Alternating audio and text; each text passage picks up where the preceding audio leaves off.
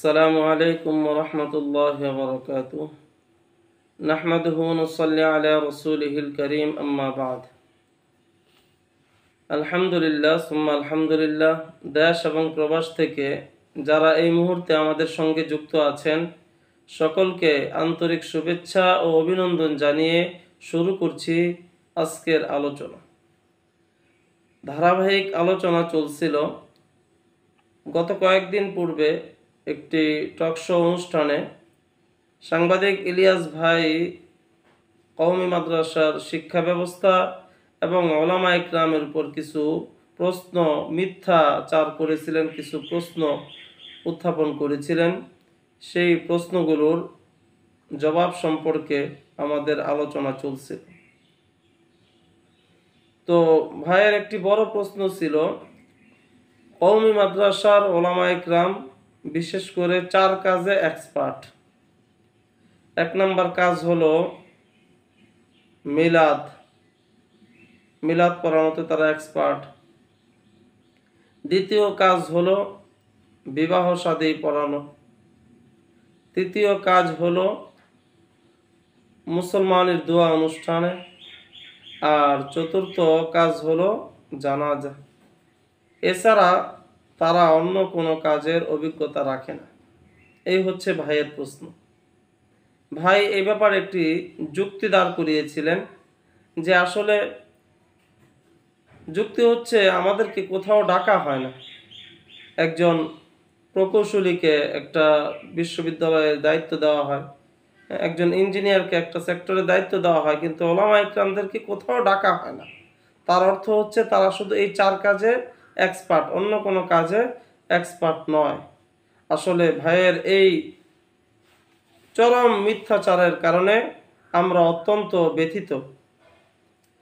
প্রথম বিষয় হচ্ছে আমাদেরকে কোনো কাজে ডাকা হয় না, এর উদ্দেশ্য হচ্ছে চতুর্দিকে গণতন্ত্র ব্যবস্থা, ইসলামী শরিয়া ব্যবস্থা নেই।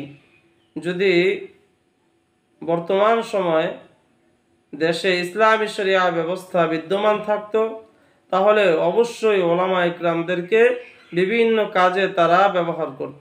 যেহেতু চতুর্দিকে গণতন্ত্র কুফরি ব্যবস্থা, এই জন্য ওলামা ইকরামকে ডাকা হয় না। তার অর্থ এই নয় যে তারা কোনো কাজে এক্সপার্ট নয়। একটু আপনি লক্ষ্য করুন, দেশের কত শিক্ষিত পার্সন আছে যারা সরকারের খাতায় শিক্ষিত, কিন্তু প্রতি বছর আপনি তাদেরকে কোনো চাকরির ব্যবস্থা করতে পারছেন না। তারা নিম্ন শ্রেণীর মানুষের পেশায় জড়িত হচ্ছে। তার মানে এই অর্থ নয় যে তারা শিক্ষিত নয়। সরকারের শিক্ষিতদের খাতা থেকে তাদের নাম কেটে বেকারদের খাতায় তাদের নাম লেখাতে হবে, বিষয়টা এমন না। আর দ্বিতীয় বিষয় হচ্ছে, ইলিয়াস ভাইকে আমি বলবো যে আপনার আসলে এই মুহূর্তে, নির্বাচনের পূর্ব মুহূর্তে আপনার উদ্দেশ্যটা কি এটা আমরা বুঝতে পারছি না। আপনি একজন মুসলিম, যদি মুসলিম হয়ে থাকেন তাহলে অবশ্যই ইসলামের প্রতি আপনার একটা বিশ্বাস আছে। আর যদি ইসলামের প্রতি একটা বিশ্বাস থেকে থাকে তাহলে ওলামা ইকরামের এই দিবালোকের ন্যায় তাদের বিভিন্ন কর্মকাণ্ড সমাজের মধ্যে ছড়িয়ে আছে। সেই বাংলাদেশের শুরু থেকে মুক্তিযুদ্ধ থেকে শুরু করে মুক্তিযুদ্ধে ওলামা ইকরামের অবদান আছে। আদর্শ মানুষ গঠন করায় ওলামা ইকরামের সবচেয়ে বেশি বড় অবদান। আদর্শ সমাজ গঠন করায় ওলামা ইকরামের সবচেয়ে বেশি বড় অবদান। এরপরে ওলামা ইকরাম লেখালেখি, সাহিত্য, সাংবাদিকতা, অর্থনীতি, বিভিন্ন ইসলামী ব্যাংকগুলো আপনি ঘুরে দেখুন। ইসলামী ব্যাংকগুলোর শরিয়া বোর্ডের প্রধান যারা থাকেন তারা কওমি ওলামা ইকরাম অধিকাংশ। আর বর্তমান বাংলাদেশে তো রাজনীতির অবস্থা আপনি দেখছেনই। বৃহত্তর জনগোষ্ঠী ওলামা ইকরামের সঙ্গে, ওলামা ইকরাম তারা বৃহত্তর রাজনৈতিক দল পরিচালনা করছেন। বৃহত্তর রাজনৈতিক দল যদি তারা পরিচালনা না করেন তাহলে আপনি তো আপনার এই প্রশ্নের মধ্যে আপনি বলেছেন যে যদি এই চরমনাই পীর এবং তার ভাইকে যদি রাষ্ট্র দিয়ে দেওয়া হয়, তারা রাজনীতি করে, আরো অনেক ওলামা ইকরাম করে, তাদেরকে আপনি চিনেন বিদায় এই কথা আপনি উল্লেখ করেছেন। অতএব আপনার এই সমস্ত অভিযোগ একেবারেই অহেতুক, মিথ্যা। ওলামা ইকরামের কার্যকলাপ, ওলামা ইকরামের সমাজের মধ্যে তাদের যেই অবদান এটা আপনার নজরে আসে না। বাংলাদেশের প্রতিটি মুসলমান কওমি ওলামা ইকরামের অবদান সম্পর্কে অবগত আছে। অতএব ইলিয়াস ভাইকে বলবো, যদি আপনি মুসলমান হয়ে থাকেন তাহলে ওলামা ইকরামের সাথে বেয়াদবি করেন না।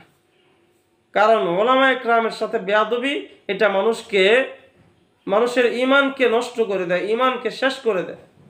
দেখুন, ওলামা ইকরাম তাদের বিভিন্ন কিতাবের মধ্যে লিখেছেন, যারা ওলামা ইকরামের সাথে বেয়াদবি করবে তাদের ঈমান নষ্ট হয়ে যাবে। আর রশিদ আহমদ গাঙ্গোহী রহমতুল্লাহ আলাইহি, যিনি এই ভারতবর্ষের শ্রেষ্ঠ বুজুর্গ ছিলেন, যিনি মুরাকাবায় বসলে, ধ্যানে বসলে সারা পৃথিবী তার সামনে আসতো, তিনি চ্যালেঞ্জ করে বলতেন, যারা ওলামা ইকরামের সাথে বেয়াদবি করেছে তাদের কবরগুলো খুলে দেখো, তাদের চেহারা পশ্চিম দিকে নেই।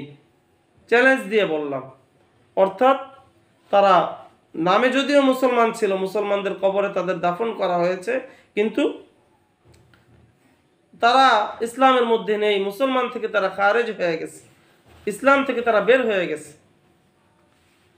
চ্যালেঞ্জ করে তিনি বলতেন। এজন্য ভাইকে বলবো যে ওলামা ইকরামের সাথে বেয়াদবি করবেন না। আর হাদিস শরীফের মধ্যে এসেছে, মাল্লাম ইয়ারহাম সগীরানা ওয়ালাম ইউক্কির কাবীরানা, যারা আমাদের ছোটদেরকে স্নেহ করে না, বড়দেরকে সম্মান করে না, ফালাইসা মিন্না, সে আমার উম্মতের অন্তর্ভুক্ত নয়। অতএব ভাইয়ের কাছে আমাদের বিনীত নিবেদন, আপনি যদি কওমি মাদ্রাসার শিক্ষা ব্যবস্থা, তাদের অবদান সম্পর্কে অবগত না থাকেন, তাহলে সেক্ষেত্রে বিভিন্ন কওমি মাদ্রাসায় এসে আপনি তাদের পড়াশোনার মান দেখেন, আপনি তাদের অবদানগুলো সমাজের মধ্যে পর্যবেক্ষণ করুন।